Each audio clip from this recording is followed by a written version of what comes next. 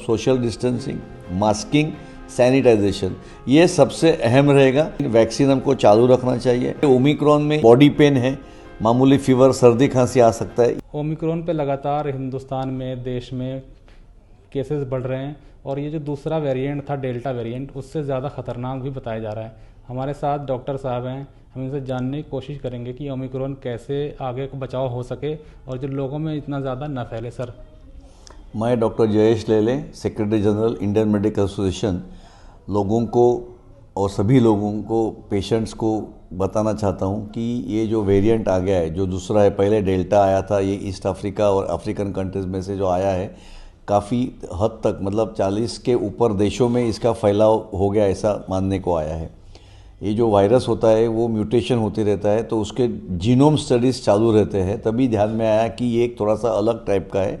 इसमें 2-3 चीज़ ध्यान में आई है। एक तो कि इसकी इन्फेक्टिविटी बहुत जास्ती है, मतलब एक लोगों को लग रहा है कि इंक्यूबेशन पीरियड और इन्फेक्टिविटी, मतलब किसी को सानिध्य में आने के बाद में 4-5 दिन के बाद में नॉर्मल कोविड होने की शंका थी। इसमें 24 घंटे के अंदर इसके लक्षण दिख सकते हैं।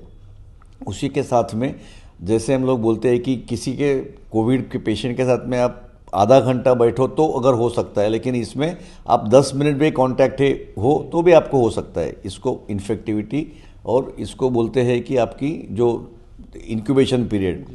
उसी के साथ में लेकिन एक अच्छी एरिया ऐसी है कि इसकी सीवियरिटी अभी तक इतनी ध्यान में नहीं आई है। इतने केसेस, जो डेथ रेट है वो बड़े नहीं हैं, पेशेंट सीरियस नहीं हो रहे।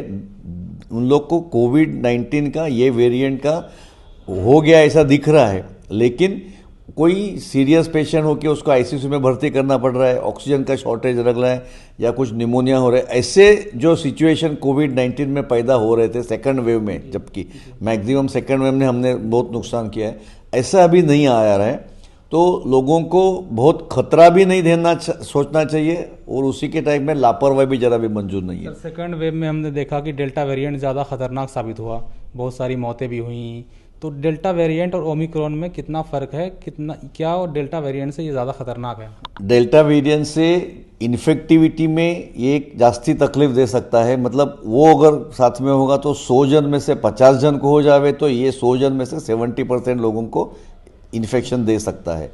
लेकिन फ़ायदा ये रहेगा इसके साथ में कि अगर जिसको वैक्सीन हो गया है, जिसको इम्यूनिटी हो गई है, या जिसको कभी पहले कोविड हो गया है, उनके बॉडी में मेमोरी सेल बोलते हैं जिसको इम्यूनिटी रखती है, तो उसको ये वेरिएंट से भी जास्ती तकलीफ नहीं होएगा, क्योंकि उनके बॉडी में कुछ प्रतिकार शक्ति ये वायरस को फाइट करने के भी है। टोटली क्लैरिटी थोड़े दिन के बाद में हम लोग को जान में आएगी, क्योंकि इसको आके 15 से 20 दिन ही हो गए हैं। इंडिया में भी 10 दिन से आज फैला हो रहा है, कंट्रीज़ में 40 के ऊपर लोगों को देख रहा है, और हम लोग सोचते हैं कि और 15 दिन में उसका क्लैरिटी आ जाएगा।